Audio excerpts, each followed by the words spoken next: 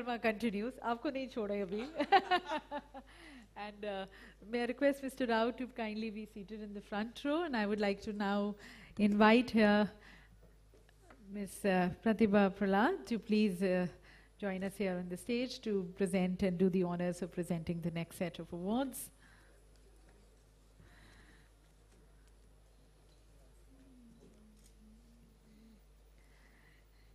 In fact, you know, whenever you see dancers par excellence, there's so much of grace which reflects. So thank you for adding that grace and beauty also to this awards ceremony. And before we move on, I would like to request you, ma'am, to please address this August gathering as we are presenting the Quality Excellence Awards. आपके dance के field में बहुत ज़्यादा मेहनत लगती है और हर एक मतलब मेरे ख्याल से हर रोज़ आपको जैसे गाने में कहते हैं कि रियाज करना होता है शायद practice, and all the more when you practice it makes you perfect. All these people looking forward to hearing from you, your views and towards adding excellence and quality.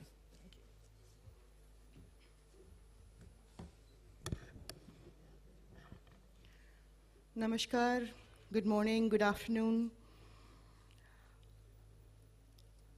Excellence, like you said, is something that is self-driven. It's not that something that comes from outside. So, in whatever field you are and whatever you do in life, if you align yourself with something that is unattainable to the ordinary, but you know that it can happen, if you work hard, if you strive, if you persist and persevere, then you align yourself with excellence. It's a hard road, of course, to traverse, but it's not just classical dancers, but I think everybody, I mean sports people, business people like you in various fields, creative people, and bureaucracy and even politicians should be aligned to that sense of excellence, because it makes life so much more meaningful and so much more, you know, happy to be alive and doing things that you know are not ordinarily attainable. Well, I thank Mr. Ravi Singh for having me here this morning. I am from the startup city of India, Bangalore, though I have a home in Delhi too. And I know that a lot of youngsters these days want to do something so creative and so innovative and align their creativity to business. Dancers don't, because in dance, it's, you know, the commercial part of dance is far, far out of reach of most ordinary dancers or most dancers themselves, because for us it is more about tapasya, about, you know, bettering oneself and not going down the road of commerce. I'm not just a dancer, I'm also the founder festival director of the Delhi International Arts Festival.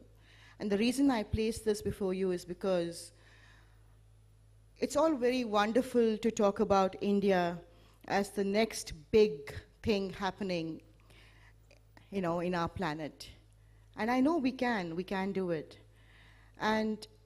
But, you know, with all these things that we are doing to ourselves, if we do not get in touch with our identities, it's impossible to, you know, walk the world stage as a proud Indian. And what is it that is lacking in this generation of Indians? You know, we worry about it. We worry about our education system. We worry about the cultural inputs in our education system, because most Indians seem to view India as a country of Bollywood and cricket. And with due apologies, you know, we are much, much more than that. We are much more than that. We have a diversity that's perhaps unparalleled in the world. We have a depth of our, you know, cultural heritage, our traditions, our roots, our, art forms, that's again unparalleled in the world. When I was young and I was learning Bharatanatyam, and I went abroad to perform, or even when I performed in urban cities in India, they would ask me, they would say things like, oh, but we don't understand Bharatanatyam, or we don't understand classical music. Well, do you understand Michael Jackson? Do you understand Shakira? Do you understand Madonna? I mean, beyond the first line, who understands the entire song? Until unless you read all those lyrics. It's the same with us. A response to art is a human response, an emotional response, not an intellectual response. An intellectual response comes much after, when you start watching art forms again and again and again, and you're able to differentiate between the good, the better, and the best. That is the intellectual response. And for that, of course, you've got to train your mind, you've got to train your sensibilities to be able to respond to art. But most of you may wonder why I'm talking so much about art, because mere commerce without culture has no meaning in a country like ours. A country like India, which is so complex, so complicated, so full of such beauty, such magnificence, such opulence in cultural traditions, cannot be taken lightly. And I find that the engagement of this generation is very, very low with your cultural identity and with the arts. The engagement of business houses of India with the arts is abysmally low. And so you don't find business houses sponsor cultural performances or cultural programs, which they should. Anywhere else in the world, even in the United States of America, all the rich businesses have foundations that sponsor museums, that sponsor preservation of your architectural heritage, of your traditions, of your art forms, because you express yourself as a country when you express yourself through your art forms, through your traditions, through your cultural heritage. Please don't be ashamed of your cultural heritage, because we really are the best in the world as far as heritage is concerned. Somewhere there's a mismatch happened. Because we wanted to look at the Western world, we wanted to look at the Western modules, and somehow there was a disconnect. But we do know that we have beauty, truth, and ability on our side.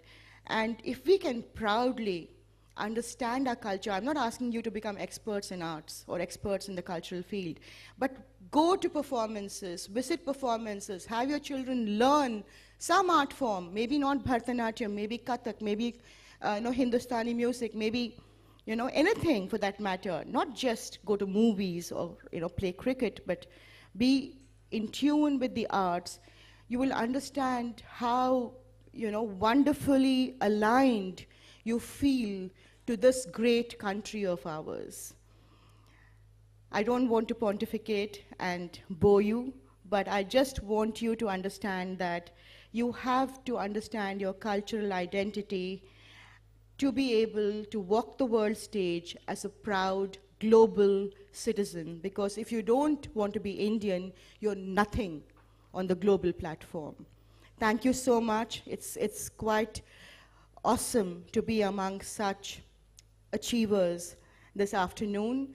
And well, I do hope that we have time to interact or maybe interface now or in the near future. Thank you so much. And my compliments to you, because you are a wonderful compere. I've heard many, but not many like you.